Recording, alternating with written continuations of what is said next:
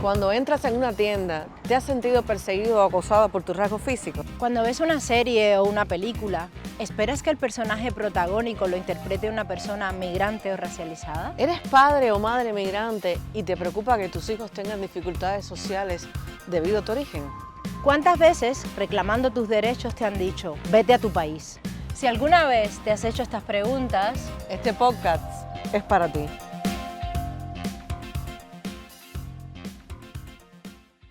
Hello. Hello. ¿Qué tal? Aquí estamos, ¿no? Aquí estamos, segundo episodio. Segundo episodio, es maravilloso, realmente, bueno, yo estoy muy contenta. Estoy muy contenta, con mi vocecita hoy un poco tocadita, pero ya estoy mejor. Estoy muy contenta de que estemos haciendo esto. Y yo estoy muy contenta del episodio de hoy. Es un episodio para mí muy importante. Este episodio va a salir hoy, 2 de abril, día La concienciación del autismo. de la concienciación del autismo. No por gusto estamos de azul. ¿Por qué azul, Liana? Bueno, porque, a ver, a las personas con autismo les gusta mucho el agua, les gusta mucho el mar. Y bueno, el mar pues tiene como todos los matices, ¿no? ¿Sabes? Y a veces está tranquilo, a veces está revuelto. Ah, mira, no sabía eso, ¿eh? Entonces es como así de impredecible y bueno, de variado, como es el propio espectro, ¿no? Y es el color favorito de Marco. Ah, bueno, pues mira, qué bonito, Ah, que Marco, sea su color favorito. Sí. Pues aquí estamos introduciendo un poquito el tema de hoy. Queremos hacer como esta especie de episodio especial, más bien centrado en, bueno, en Marcos y en ti, Liena, como mamá de Marcos, ya saben. Ella es Liena Cid, yo soy Dayana Contreras. Y hoy empezamos con, ¿cómo le llamamos, cómo le vamos a llamar a este episodio? Yo pienso que maternidad migrante y atípica. Maternidad migrante y atípica. Me gusta. Me gusta. Bueno, yo no soy madre, creo que lo dijimos en el episodio anterior, pero el hecho de que tú sí lo seas, mamá de 2 además, esto te ha hecho ser madre típica y atípica, ¿no? Y la verdad que yo creo que lo mismo que te has acercarte, que Marcos te haya hecho a ti acercarte al universo del espectro autista, ¿no? Entonces, como consecuencia, me ha hecho acercarme a mí, a tu maternidad típica y al universo de Marcos. Y ¿tú cómo has vivido todo esto? Además, siendo una persona migrante, siendo una mujer migrante. Pues la verdad que con Pablo, por ejemplo, que es mi primer hijo, yo no era muy consciente de las implicaciones que tenía maternar y criar fuera del país de origen, ¿no? ¿Sabes? Yo sí que ahora, con perspectiva, me doy cuenta de ciertas cosas que en ese momento las vivía como con cierta incomodidad y hasta con cierta sensación de desconexión con respecto a las otras maternidades que yo veía a mi alrededor, pero yo no me daba cuenta de que eso tenía que ver con mi condición de migrante, ¿no? O sea, a mí Marcos me hizo como que me abrió. Yo estaba en esta mirada y de repente Marcos me hizo ser así, ¿what? Y te puso la vista panorámica. Me puso la vista panorámica. Entonces, yo por eso es que para mí la maternidad atípica ha sido, y yo lo digo siempre, ¿no? Y hay gente que me mira así como diciendo, ¿de qué estás hablando? Para mí ha sido un regalo, porque para mí ha sido un regalo de autoconciencia, de autoconocimiento. Es que el otro día te oí decir, cuando estábamos visionando el corte de Código Marcos, que ya de eso hablaremos un poco más adelante, algo así como que Marcos te había, por su propia condición, te había hecho como estar muy en el presente. Muy, a pesar de que vemos a Marcos siempre preguntando, ¿no? ¿Y ahora qué toca? ¿Y después qué hacemos? Pero te ha hecho estar muy en el presente, ¿no? Y es curioso esto, cómo tienes que estar como muy, muy, muy con él, muy en el presente y al mismo tiempo tenerlo todo como muy planificado. Bueno, tú sabes. Tú sabes que esto es un drama. No, la planificación en mí es un drama. O sea, es todo un reto. Yo soy una persona caótica que odia el orden. Además, me oriento mejor en el desorden que en el orden. Pero odio tampoco. No, lo llevo Odio a la mal. obligación de ser ordenada, No, es ¿no? que lo de ser ordenada es algo que me representa como un trabajo. Es como que a mi cabeza le cuesta mucho ordenar. O sea, funciono mejor improvisando y asociando que ordenando. Pero bueno, con Marcos pues evidentemente no puedes. Entonces tienes que hacer como, tienes que hacer cambios, ¿vale?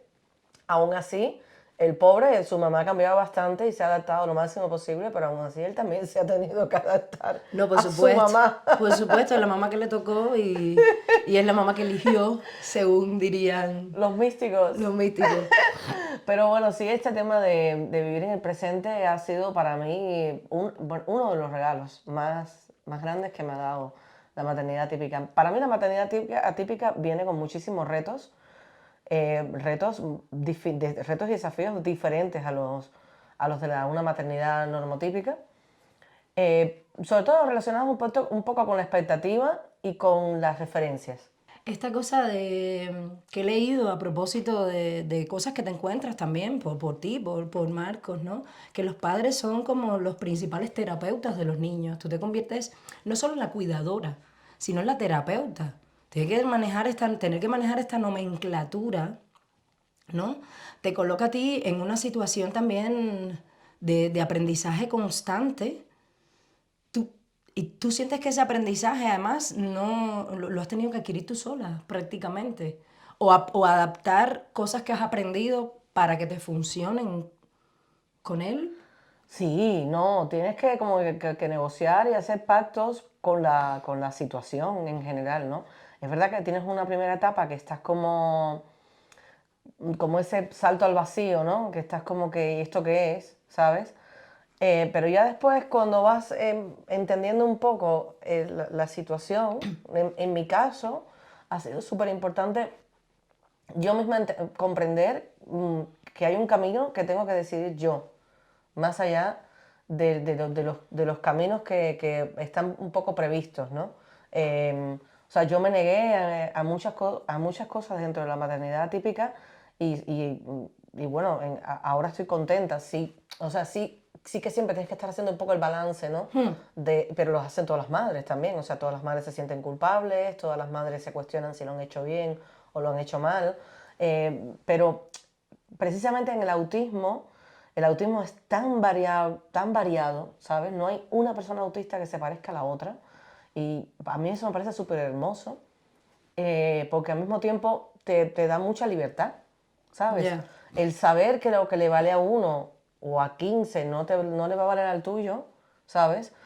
Te permite probar las cosas que están estandarizadas y que están comprobadas que funcionan, pero al mismo tiempo te permite también probar cosas tuyas, cosas que a ti te surgen de tu propia observación, ¿no? Entonces, en el caso del autismo, precisamente, los padres son los principales terapeutas por esta variedad tan tremenda y los padres son los que tienen la mayor observación sobre ellos. Es que lo que te toca te invita a desarrollarte. Porque si no, es como un Totalmente. desarrollo externo. Yo creo que incluso tú no crees que hasta un poquito por eso, y ya va a ser un salto un poco cuántico, pero a veces, ¿no? Tú me has contado que te cuesta trabajo con las profesoras, en el colegio, como que, según he entendido yo que me has contado, como que acepten un poco esta parte tuya de tu estudio sobre tu hijo. Les cuesta muchísimo. O sea, hay que decir que yo en un momento determinado, debido a unos problemas en el colegio justamente, hay como, o sea, cuando tienes un niño con necesidades educativas especiales, hay como todo un proceso administrativo que se inicia, que es un poco pesadilla, y para mí, como migrante, me ha afectado mucho, porque una, estás en un país que no es el tuyo, entonces de repente ya de por sí la información te la dan de manera muy escurridiza para cualquiera, porque son recursos económicos del país, ¿no? Y entonces como que yo me he dado cuenta a lo largo del camino que ya de por sí la información te la van ocultando. O sea, hay familias que llegan, que tienen derecho a unas ayudas y se enteran cuando el niño tiene 8 o 9 años. cuando tenían derecho desde que el niño recibió el diagnóstico o desde que el niño recibió el grado de discapacidad, ¿sabes? Entonces, ya de por sí para la gente que nace aquí, para los nativos, es complejo el sistema y es complejo acceder a la información, imagínate para los migrantes. Ya. Entonces, sí que al principio, cuando ya te vas enterando que existe una cosa que se llama modalidad educativa, que existe un equipo de orientación, que tienen que darte un dictamen, tienes que tener un diagnóstico, tienes que tener hecho por un Neurólogo. neurólogo infantil, neuropediatra.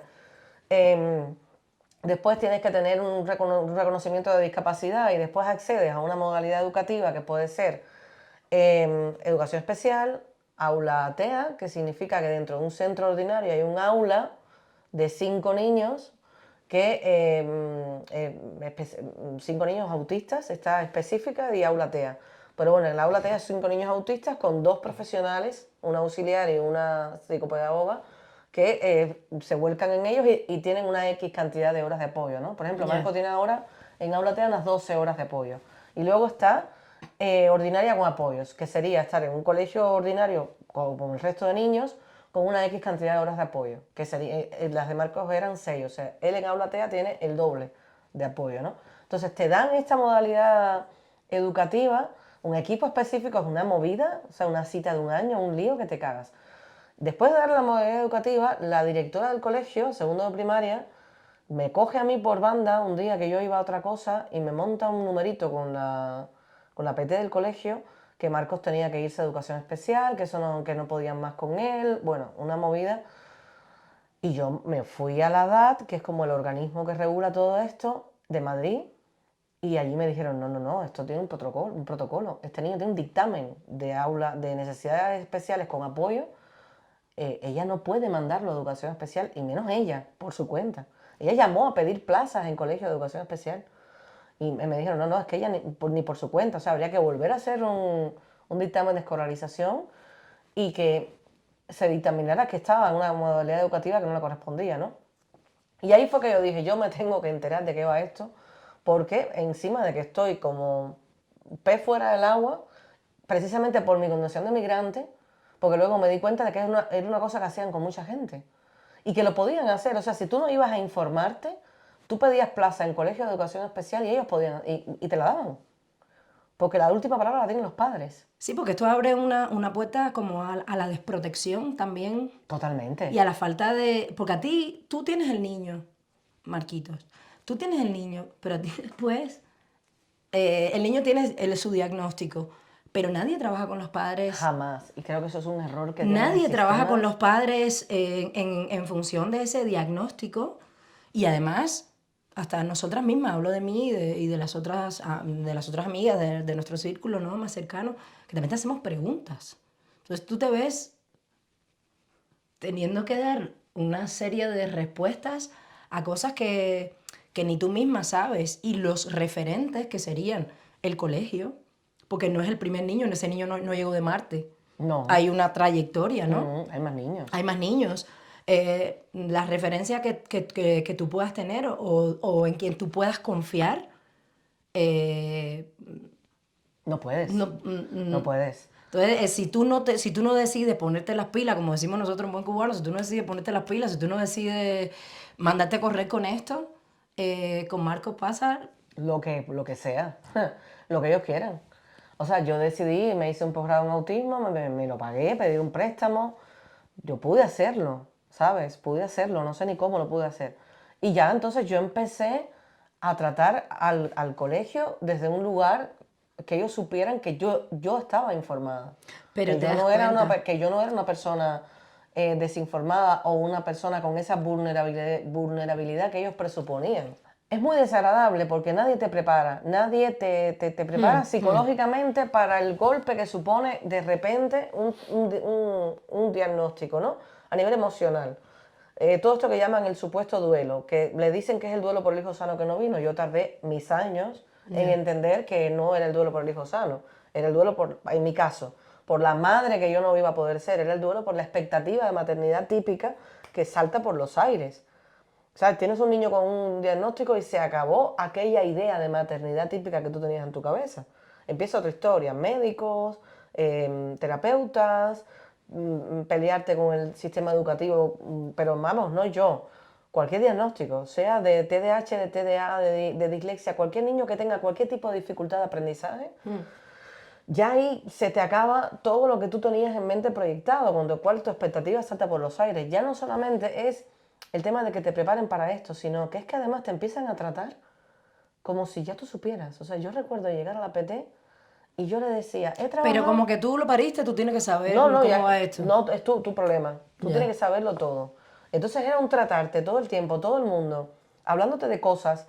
Y yo recuerdo que al principio mi cara era como, ¿sabes? Como diciendo. Y después yo salía toda violentada porque decía, por qué yo me quedo así, ¿no? Y era porque me hablaban como si yo supiera. Ya. No, porque esto, y los pictogramas, y la pictoagenda, y te metes en Arasac, y es súper fácil, y haces un guión social, y haces esto, y haces una secuencia, y eso era en el gabinete de estimulación, pero es que llegabas a la PT, y la PT te decía, tienes que trabajar los movimientos de la lengua, las praxias, tienes que trabajar, y todo el mundo y tú decías, pero ¿cómo se hace todo esto? Bueno, ahora voy entendiendo también por qué tuviste que aprender tanta nomenclatura. O sea, tú llegas a un lugar y la gente da por hecho que tú sabes, tú tienes un niño diagnosticado, ¿no? Con autismo y ya tú lo sabes todo, entonces yo te voy a decir lo que tú tienes que hacer. De todo eso que tú sabes, De todo eso que tú sabes, cógeme el epígrafe 1.0 y el 1.2 y tú no sabes nada. Entonces tú te quedas así diciendo, y claro, ¿cómo le dices tú a esa gente que tú no sabes nada? y esto en esto que siempre lo decimos, nosotras hablamos el mismo idioma que se habla en este país, pero es que yo pienso, ¿no? Alguien que aunque sepa el idioma, porque hay palabras que son muy Hay técnicas, palabras que son muy técnicas. palabras que son muy técnicas, hay otras que vienen del inglés y bueno, según los idiomas que se sepan, pero una persona que no controle bien el español a esa velocidad, no sabe qué hacer con ello. No, eso tiene que ser terrible. Sí que hay países que tienen políticas de por sí más, o sea, tienen más recursos, ¿sabes? Hay países que han entendido, incluso dentro de España, hay zonas en España que han entendido que mientras más recursos den en la infancia, luego hay más posibilidades de que esos niños sean adultos funcionales. Pero después hay toda una movida de que también todo lo que es la discapacidad es un negocio. Entonces esto es un tema muy Bien, bien. complicado, Yo creo muy complejo de entender. yo creo que sobre este tema habría que volver porque es un tema que da para mucho. Da Es para tanto que tremendo. tú primero hiciste, ¿no? El blog. Primero empecé por el blog. Estamos hablando, hemos contado un poco, poner un poco en contexto cómo es la realidad de tuya con Marcos. Pero estamos hablando de la maternidad típica, ¿no? De lo que es la madre que tiene que aprender, es que te tienes que hacer un posgrado. O sea, con título o sin título, tú te tienes que hacer un posgrado, un máster y todo lo demás para poder moverte en este universo. Y después, la falta de apoyo, ¿no? No solo que ya tú seas una persona migrante y tengas poca o mucha familia, poca Con mucho o apoyo. mucho apoyo, ¿no? Sino también la soledad, la soledad que se vive, porque yo hablo contigo constantemente y cuando estás con Marcos, estás con Marcos. Marcos no está en casa de un amiguito, lo dejé que tal, no, ya no está, ¿no? Es algo con lo que también te tienes que preparar porque no es estar con él, es estar activamente, Para él. es estar activamente para él. Y cada juego, cada cosa es pasar tiempo útil, porque para ti es tiempo útil de seguir conociendo sus etapas, pero al mismo tiempo, siempre esta pregunta, ¿no? ¿Quién cuida al cuidador? Ah, no, eso ya... A dónde tú puedes ir ¿no? Porque tú me puedes contar a mí o lo puedes hablar un poco, pero realmente yo pienso que es como complicado, ¿no? Porque no es que tú sientas que te agotas, pero te agotas. No, es agotador, es agotador. Y son muchas decisiones que tienes que estar tomando y sabiendo además que cada decisión que estás tomando es como un camino de minas. O sea, que en algún momento vas a pisar una mina y te va a explotar todo en la cara. O sea, es una sensación todo el tiempo de riesgo, de precariedad, que es difícil de gestionar.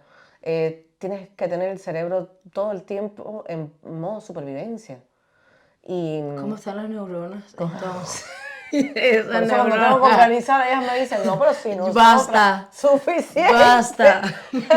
No, en mi caso yo he tomado decisiones que después he dicho, o sea, yo por ejemplo, bueno, mi documental Código Marcos nace de mi necesidad de crear una referencia en la que yo me pudiera validar a mí misma, porque las referencias que yo encontraba no me representaban y no me resultaban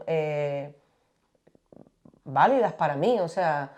Esto que se espera que una madre que tiene un niño muy, entre comillas, es la mirada del otro, con problemas, ya te convierte a ti en una persona con un problema. Con un problema. Entonces se espera que tú seas una persona que sufre, que seas una persona que estés triste, que seas una persona que estés amargada, que seas una persona que decidas no tener vida social, ¿no? Que renuncies a todo por priorizar esto. Y es curioso porque desde mi punto de vista de acompañarte, ¿no?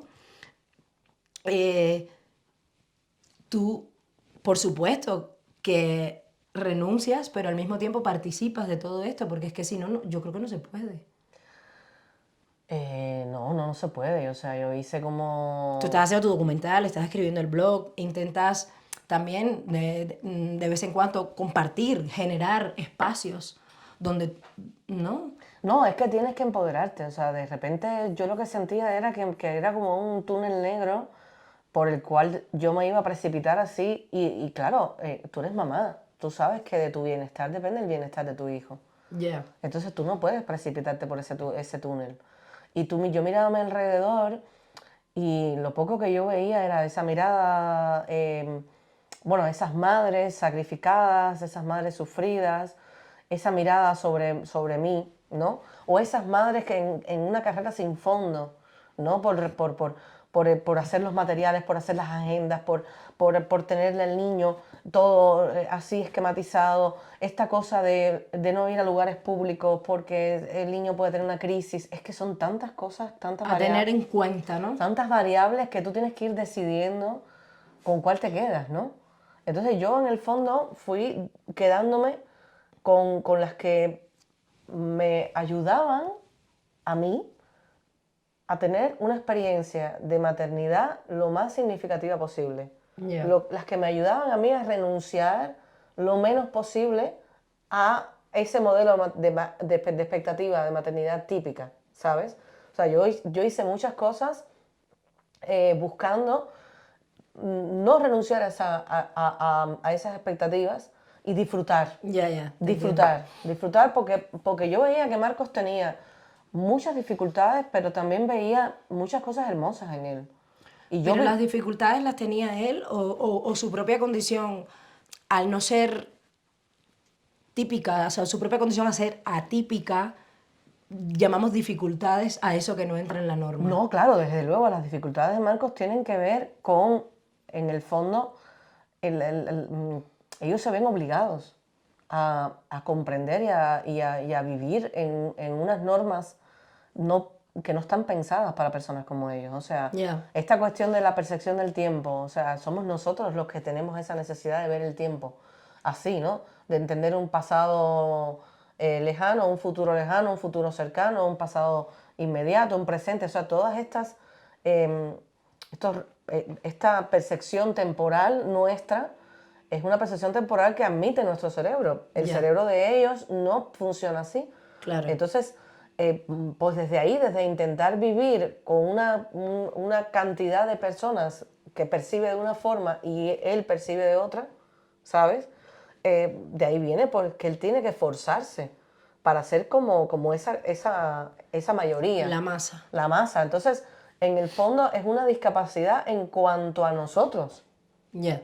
¿Entiendes? Pero es que nosotros también tenemos una discapacidad en cuanto a ellos, que es lo que no vemos. Ya. Como somos mayoría, ¿sabes? Nosotros no consideramos que nosotros fallamos en la comunicación con ellos. Nosotros consideramos que son ellos los que fallan en la comunicación con nosotros. Esto es súper bonito siempre, o sea, bonito de decir, es duro de entender, ¿no? Porque tú estás con tu hijo y esto lo tienes tan entendido que creo que lo que yo he percibido estando cerca es como, creo que para ti entender esto, y no solo entenderlo Buah. en la cabeza, sino asimilarlo, no sé bien cuál es la expresión de llevarlo a cabo, eh, yo creo que eso es lo que te ha hecho posible poder hablar y ser tú misma el referente que no has encontrado, ¿no?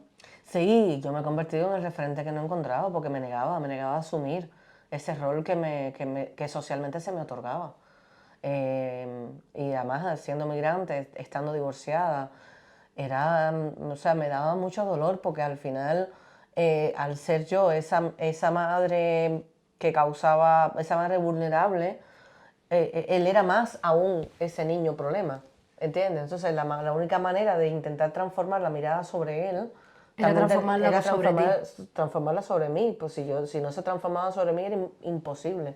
Esto es muy interesante lo que dices, porque no nos damos cuenta, ¿eh? O sea, según te oía también, lo iba pensando, no nos damos cuenta que cuando la mirada que tú pones sobre, ay, mira, el niño tiene, ay, mira la mamá, pobrecito el niño, ¿no? Este tipo de cosas así, pero claro, al final, si tú eres una persona vulnerable, el niño es más vulnerable todavía, porque es como si tú lo alimentas de tu vulnerabilidad. Entonces, cuando tú decías que necesitabas empoderarte, ganar poder tú como madre, y para no transmitir esa vulnerabilidad al niño. Al niño. Y poder entonces manejarte, es como un poco como la canción, ¿no? Manejarte entre dos aguas. Ser la intérprete, pero también no solo la intérprete del mundo hacia el niño, sino también del niño hacia el Del mundo. niño Que hacia esa el es la mundo. parte que me parece más importante, y yo creo que esa es la parte en la que no pensamos, ¿no? Que tú también, porque para mí es eso. O sea, Marco al fin y al cabo es un niño. Entonces es un niño que yo lo he visto nacer, pero la transformación no, para mí ha sido la tuya, en lo que ha implicado para ti. Primero, cómo asimilar el diagnóstico y después hacer, ¿no? Posicionarte un poco respecto a eso y con todo en contra. Con todo en contra. Con todo en contra. Es que por eso, o sea, es una cuestión de admirar también, ¿sabes? Colocarte ahí con todo en contra, esa vuelta. O sea, a ti cuando alguien te habla de que salgas de tu zona de confort, Yo salí hace rato de mi zona de confort 2 veces, 2 veces y además 3. encantada de salir de mi zona de confort. Lo primero que te viene cuando, o sea, y también lo observo en las otras madres, ¿no? Cuando te viene un diagnóstico así te quedas sin tiempo. Porque entonces la plasticidad cerebral hay que trabajarlo más, que es cierto, ¿eh? Hay que trabajar a tope antes de los 6 años porque se pierde después plasticidad cerebral. Y tú es que empiezas una carrera, pero sin fondo, así de ¡wow! Y una carrera, y tú dices, aquí no se trata de velocidad, aquí se trata de De resistencia. resistencia. No, no, esto no va a ser una carrera de 1 año o 2, no es que de 1 año o 2 yo voy a conseguir, ¿sabes? Esto es... Y entonces, ¿cómo yo me hago más resistente para poder seguir mucho con esa carrera, ¿no? Y esta idea de la resistencia fue la que me llevó como a ser muy práctica en los enfoques, ¿no? Ya. ¿Sabes? Como a ser muy adaptativa y muy práctica en el enfoque. O sea, lo primero que yo entendí era que yo no podía sacar a Marcos de su mundo al mío. Eso fue lo Ya. primero. Lo primero que yo intuitivamente, aparte a mí se me disparó la intuición a unos niveles espectaculares. Y fue muy bonito para mí. Porque lo primero que yo entendí fue esto sin ver una película, sin leer un libro, sin nada. Fue yo tengo que entrar y sacarlo de mi mano. Yo no me puedo parar aquí a decirle la praxia de la lengua y el pictograma. O sea, yo tengo que entrar ahí adentro y ver cómo funciona eso ahí adentro. Y yo trabajé una primera etapa, una cantidad de cosas de forma totalmente intuitiva que cuando estudié el posgrado dije, ostras, eso fue lo que yo Sí, me trabajé. acuerdo, me acuerdo. Yo hice esto, o sea, yo hice la contraimitación que se utiliza muchísimo para generar necesidad, o sea, para generar la atención conjunta, que es una de las primeras cosas que se trabajan en el autismo, la atención conjunta. Esto de que el niño te dice, y tú compartes, ¿no? La luz, ese tipo de cuestiones, ¿no? Y yo para hacer eso tenía que meterme en su juego, ¿sabes? Si el juego era abrir y cerrar puertas, como lo hacía él muchísimo, yo me paraba del otro lado de la puerta y abría y cerraba puerta con él. Trácata, trácata. Y, y ahí ya generaba en él, ¿sabes? Pero si yo me pongo a quererlo llevar a otro juego que yo creía que era más interesante o que era más positivo para él, me perdía, ¿sabes? Entonces, la primera decisión fue entrar yo en su mundo. La siguiente decisión que tomé fue aceptar. Aceptar. Aceptar y amar eso que me estaba sucediendo. Y entender eso que me estaba sucediendo como algo muy hermoso. Porque también era una oportunidad de, de cuestionar todo mi mundo, ¿sabes? Y de volver un poco, de estar en una zona como muy de esencia. O sea, Totalmente. tonterías las justas. Claro, es Por que eso te para... decía lo del presente, que no solo es a nivel temporal, sino también es esto, es esto y es esto ahora, ahora es este punto. Ya no hay más nada que este punto. No, no hay más nada. Claro, en esa carrera de resistencia tampoco puedes. O sea, tú tienes que ir como incorporando lo que a ti te resulta más fácil. Y a mí me resultaba mucho más fácil este camino intuitivo, ¿sabes? Que ponerme a hacer cosas que estaban indicadas. O sea, cuando llegué al posgrado, en teoría lo estaba haciendo todo al revés. O sea, me sentí fatal porque todo lo que estaban diciendo allí, yo lo estaba haciendo todo al revés. O sea, yo apenas utilicé pictogramas al principio, apenas utilicé agendas al principio. Bueno, yo iba un poco, yo improvisaba mucho. Eh, porque me costaba mucho entender la función de las agendas, me costaba mucho entender ciertas cosas que entendí en el posgrado, pero que ya cuando yo hago el posgrado, Marcos tiene 7 años, no, que 7, casi 8 años. Entonces ya había perdido mucho tiempo para hacer esas cosas que eran aparentemente correctas, ¿no? Y sin embargo, Marcos tenía muchas fortalezas ya en ese momento, ¿sabes? Tenía bastante poca rigidez para lo rígido que son ellos, tenía muy buena socialización, tenía como, yo sí había conseguido ciertos hitos que bueno, había dejado de conseguir otros, pero bueno, no se puede conseguir todo. Y ya a partir de ahí decidí yo, voy a seguir disfrutando de esto, y lo que has dicho tú, aceptar pasa por aceptar también cosas de mí misma. O sea, a mí Marco me reconcilió mucho con mi propio caos. Claro. Porque yo soy caótica, soy despistada. Doy fe.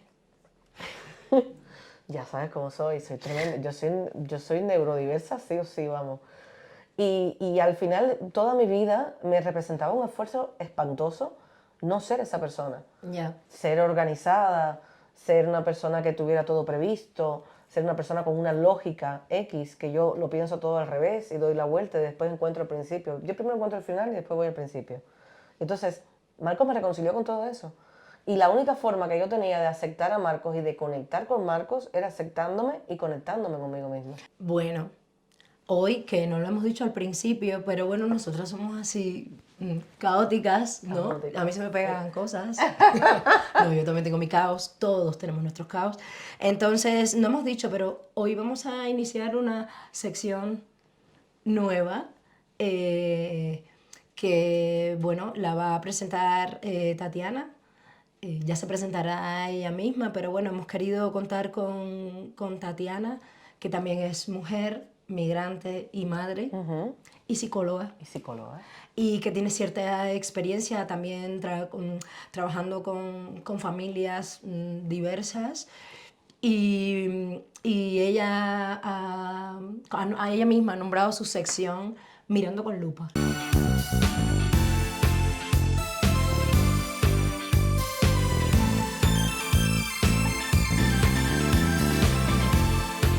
Hello. Hola. Ella es Tatiana Cordero. Sí, encantada de estar en este espacio de Mirando con Lupa, M de Mirando con Lupa.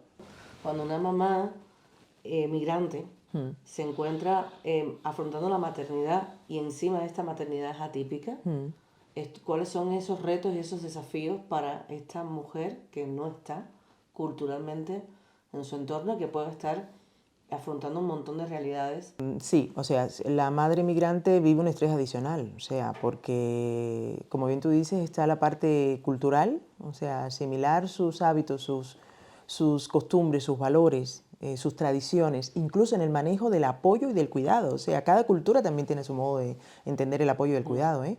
Porque, por ejemplo, aquí muchas veces se entiende la discapacidad como una vulnerabilidad y a las familias con personas discapacitadas como una vulnerabilidad.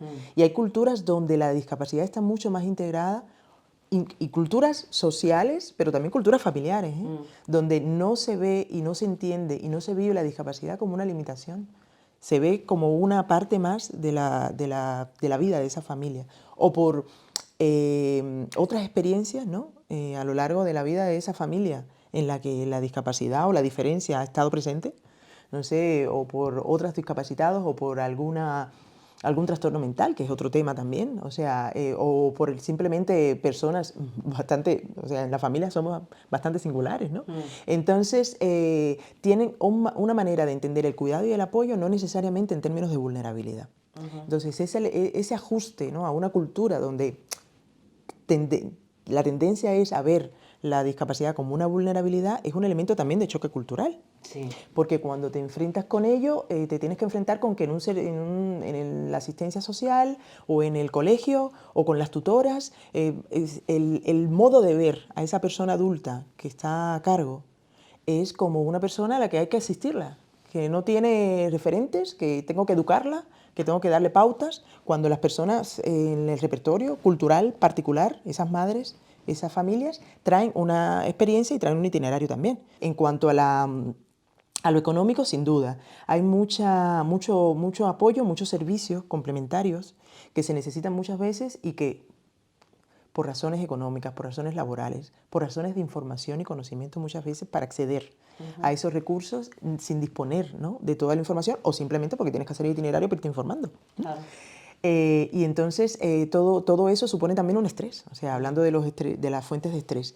Y a nivel, por supuesto, social, la dificultad para crear red y tener red, porque yo creo que tiene la relación una cosa con la otra, como que culturalmente se ve como una vulnerabilidad en una sociedad donde el éxito y lo funcional, ¿no?, es lo que... Entonces es como algo a lo que hay que asistir, o sea, ya ahí empezamos. Y por el otro, que es verdad que el modo también cultural, por ejemplo, hablando desde acá, desde España, y no dudo que en muchas culturas así más latinas, ¿no?, se repita esto, el modo social de organizar el apoyo, ¿no?, y el encuentro entre familias normotípicas y no normotípicas, ¿no?, están muy limitados, son muy escasos, ¿eh?, en general. O sea, yo creo que y por la experiencia que llevo de trabajo con familias de personas con discapacidad aquí en España, donde estamos, hay cosas que son muy comunes a familias con niños con discapacidad, autóctonas y no autóctonas, o sea, migrantes y no migrantes, en cuanto a la oportunidad de tener espacios comunes, integrados, donde la sociedad fluya entre la norma y la no norma, ¿no? Es como una doble limitación o una doble carencia, porque a la falta de red o a la escasez de redes por ser migrante se suma la limitación real de que la sociedad entienda que los espacios sociales y los espacios de ocio, de encuentro, incluso el patio de colegio, son espacios integrados, integrables, siempre que se asuma, ¿no?, la capacidad de los seres humanos, que la tenemos, de salir de nuestra zona de confort para abrirnos a esa escucha y a ese manejo de comportamientos alternativos a los que ya tenemos establecidos, donde los límites, para que todo el mundo pueda estar, son un poco más anchos, ¿no? Entonces, bueno, sí, efectivamente, hay limitaciones emocionales y psicológicas resultantes de todo esto, del escenario este de integración de la migración, que es tan complicado porque muchas cosas, al no ponérsele nombre, al no poder hablar de ellas comúnmente, se quedan como en un territorio muy privado de cada una de las familias, y eso genera, somos sociales, somos seres sociales, genera sensación de aislamiento, genera sensación de exclusión de muchos espacios que, aunque ya son limitados por el hecho de ser también migrante y no tener esos anclajes, se hace aún más limitado. ¿Qué consejo le darías a esas madres migrantes que están afrontando una maternidad típica? Que no renuncien nunca, ni un ápice, a ser referente, lo primero. Lo primero porque es de utilidad social ser referente, en el caso de estas madres, ¿no? La resiliencia que de por sí tienen para enfrentar los obstáculos, para acompañar, para permanecer en la tarea de acompañar a sus hijos, de decodificar, ¿no? De manera útil, ¿no? Para sus hijos y para su cotidianidad, ¿no? Lo que ellos van necesitando, eso tiene que ser más social. Y las únicas personas que en ese sentido hacen una contribución social, no solo para su casa, es una contribución social y comunitaria, permanecer en el empeño de ser referentes, ¿no? Porque cuando la sociedad empieza a ver otra cosa, es que le empieza a incorporar. O sea, hay una cosa que tiene mucho que ver con la motivación, dónde rompe, dónde empieza, ¿no? Un movimiento de cambio, empieza en un gran motivo y un gran sentido, porque a ti te he escuchado decir que antes de tener a tu hijo Marcos, no te hacías muchas preguntas. No, ninguna. Muchísimas preguntas. Casi ninguna. Pues ese estado, o sea, ese ir y venir de ese estado inicial en el que tú puedes ubicar, ¿no? El itinerario recorrido, ¿no? Ese camino que no lo tiene o que no lo ha hecho la sociedad en general, y que ya lo tenéis como fortaleza quienes acompañáis el día a día de hijos autistas, ¿no? Ese itinerario es que tenéis yo no diría que solo la responsabilidad, ¿no? Es como una misión, ¿no? Que algunas lo asumís con más conciencia, otras porque es y ya está, y otras con cierta timidez, ¿no? Porque la diferencia también implica un cierto coste de valentía, ¿no? Pero bueno, la valentía es cotidiana en el caso de estas familias, porque todos los días se levantan y asumen los retos que tienen por delante, ¿no? Entonces, que eso se convierta en referente consciente, es un consejo súper valioso, porque a mí me ha cambiado trabajar en el ámbito profesional con personas, con familias que tienen hijos con discapacidad. Me ha cambiado mi forma de ver la vida, más allá de la teoría, ¿eh? Como me ha cambiado después también la amistad estrecha, por ejemplo, que tenemos nosotras con nuestros niños, ¿no? Sí. Y con el encuentro entre nuestros niños y el encuentro de nosotras, compartiendo sobre nuestras maternidades. Entonces, a eso no se puede renunciar. Es para mí porque es lo único que va moviendo. Y a todos los niveles también, ¿no? Es verdad que hay que tomar momentos de descanso, también diría eso, ¿no? O sea, ¿qué otra recomendación haría? A lo mejor en esta primera parte del camino en que la sociedad todavía o se resiste o no es muy consciente, ¿no? En esta parte del camino hay un tramo que uno se siente bastante sola, ¿no? Y ahí diría que lo más importante es rescatar ese sentido, ¿no? Que como madres le están dando a la misión, ¿no? De trabajar por el futuro de los hijos y no sentirse nunca incapaces, ¿no? de pedirse a vosotras mismas un descanso, un aceptar, ¿no? El cansancio en el camino, porque el camino, como todo proyecto valioso, lleva agotamiento también, ¿no? Y entonces en ese agotamiento es importante saber que el agotamiento es lícito, ¿no? Sí. Que el agotamiento es lícito y que reconocerlo es aún más lícito y es saludable, ¿no? Para poder entonces moverse a derecha o izquierda, y si son con una red de apoyo más amplia, fenomenal. Se necesita tribu para criar, en cualquiera de las circunstancias. Si es migratoria, el doble. Y si es con una persona con discapacidad en la familia, el triple. Entonces esa triple condición hay que permitirle una búsqueda de apoyo y una búsqueda de aceptación, ¿no? De todo lo que implica, ¿no? En sus emociones positivas y en sus emociones más negativas, ¿no? No negarse nada, ¿eh? Porque el gran problema de esto es todo lo que se reprime o todo lo que se silencia, ¿eh? Por creer que no hay interlocutor válido, ¿no? Okay. Entonces yo aconsejaría en esas dos direcciones, mucho referente y paradas en el camino, todas las que hagan falta. Muy buenas recomendaciones. Bien. Pues nada, Tati, pues nada. Un millón de gracias. A vosotras. Y hasta el siguiente episodio. A vosotras por la invitación. Gracias.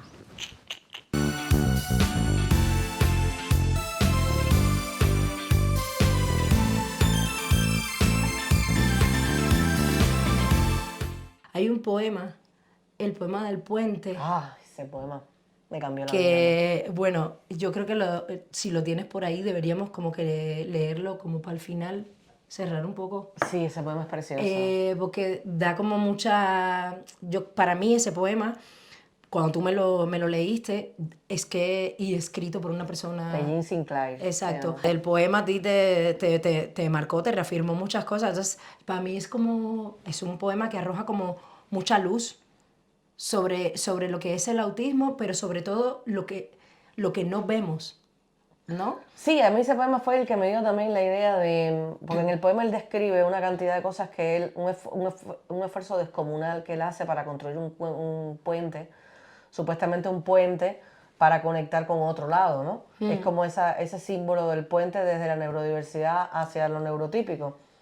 Y después de que él describe todo ese esfuerzo, él dice que él construyó un puente y al otro lado no había nadie esperándolo. Nadie esperando. Y claro, ahí yo recuerdo que yo lloré con ese poema tremendo. Lloré mucho porque y pensé, yo no voy a construir ese puente para que al otro lado no haya nadie. Es como sentir que hagas lo que hagas, es esta sensación, ¿no? De hagas lo que hagas, la mirada sobre ti no cambia. No cambia. Porque no formas parte de la norma. Y no sé, yo quiero que deberíamos leer el poema. Bueno, este es un poema de Jean Sinclair, es una persona con autismo, lo escribió cuando tenía 16 años. Él es un activista por los derechos de las personas con neurodiversidad. Y además se licenció en psicología después, con posgrado en psicología infantil y del desarrollo y en rehabilitación. O sea, él se ha hecho toda una carrera en este tema, ¿no? Y este poema me gustaría sobre todo que sirviera para que las personas que nos escuchen entiendan que necesitamos que al otro lado haya gente. Claro, hoy es el día de concienciación del autismo, entonces... Necesitamos hacer este esfuerzo que hacemos y que merezca la pena, en el sentido de que después de que nos ha costado tantísimo construir este puente, es muy duro cruzarlo y que no exista nadie al otro lado, ¿no? No, y que como sociedad siempre vamos a ser mejor si nos tenemos todos en cuenta. Por supuesto. Dice, yo construí un puente salido de ningún lado, a través de la inexistencia, y me pregunté si habría algo en el otro lado. Yo construí un puente salido de la bruma, a través de la oscuridad, y esperé que hubiera luz en el otro lado. Yo construí un puente salido del desespero, a través del olvido, y creí que habría esperanza en el otro lado. Yo construí un puente salido de la desesperanza, a través del caos, y confié que habría fortaleza del otro lado. Yo construí un puente salido del infierno, a través del temor, y fue un buen puente, un puente fuerte, un puente hermoso. Fue un puente que construí yo mismo, con solo mis manos como herramientas, mi obstinación como apoyo, mi fe para expandirlo y mi sangre como remaches. Yo construí un puente y lo crucé, pero no hubo nadie que me encontrara en el otro lado. Es tremendo. Es tremendo. Y sí me emociono, al final me emociono. Ya sabía. Pero No bueno, quería. no Pero le bueno, tenemos miedo a las yo emociones. tengo que decir, y creo que es importante que lo diga, que en nuestro puente sí ha habido gente. O sea, tuvimos una primaria muy complicada en sus inicios, pero ya después conseguimos que el colegio hiciera los cambios que necesitábamos, que buscara a los profesionales que estuvieran formados. Las familias con las que coincidimos en la clase de Marcos, la verdad que fueron absolutamente espectaculares, tengo que decirlo. Nos encontramos con gente muy linda, nos encontramos con gente muy receptiva, con gente que tuvo mucha disposición a cambiar esa mirada, no tuvimos que hacer el tremendísimo esfuerzo de cambiar nada. Y yo animo a las familias como dice Tatiana en su parte, a que se conviertan en referencia, a que den testimonio, a que comprendan que muchas veces la gente que está a nuestro alrededor no sabe cómo hacerlo, no sabe cómo tratarnos, no sabe cómo incorporarnos. Hay mucha ignorancia, hay mucha desinformación y nos toca hacer referencia, nos toca a nosotros educarles y nos toca a nosotros dar como ese primer paso, que no tengamos miedo, que no tengamos miedo a dar ese paso, que yo me he encontrado gente, pero mucho más personas amables en este camino que lo contrario.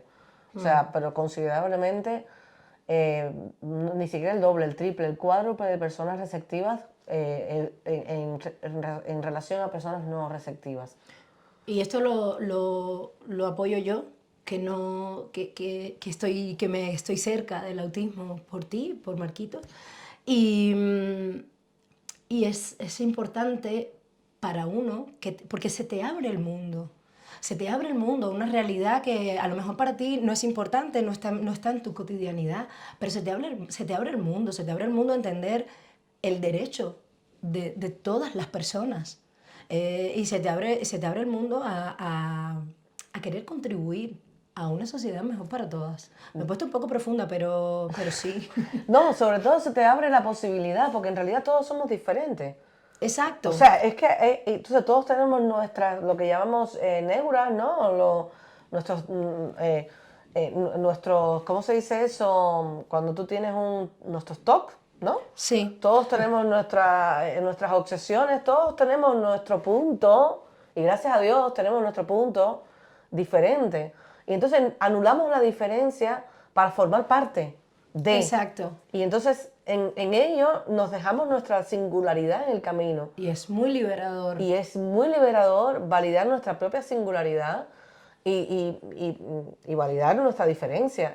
Y al final convivir con personas como Marcos nos ayuda a entender esto. Y nos da como cierta sensación de soltar también. De soltar el tener que ser de determinada manera, ¿no? O sea, yo he visto a la gente que ha estado alrededor de Marcos y lo que salvo de esa interacción, de esos niños que han estado a su alrededor, es eso. O sea, de repente he sentido que cuando están con él no tienen que ser de determinada manera para no ser juzgados. Ya. ¿Sabes? Ya. Y he visto cómo ellos han apreciado esto. Entonces creo que es un valor súper importante que aportamos y bueno, tanto que la sociedad esté más receptiva como que las familias también nos empoderemos y también entendamos que en esta situación que estamos viviendo hay vulnerabilidad, pero también hay fortalezas y hay oportunidades. Y hay mucho que aprender.